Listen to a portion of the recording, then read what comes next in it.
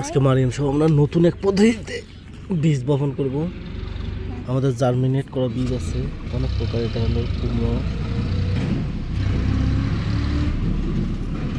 এটা সম্ভবত ঝিঙ্গা, সব প্রকার বীজই আছে। আমরা প্রথমে একটা ম্যাট ইউজ করছি, এটার উপরে মাটিটা এভাবে ছড়াই দেব।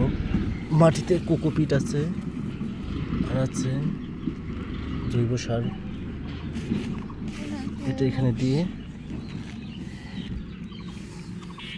এভাবে দিব মাটি ছড়াই। কি করতেছো মারিয়াম? আমরা কি বীজ দেবো এগুলা? কুমড়ো।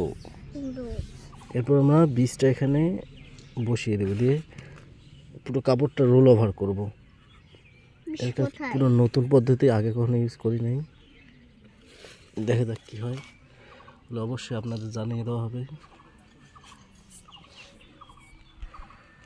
দাও ভালো করে কোকোপিট দাও।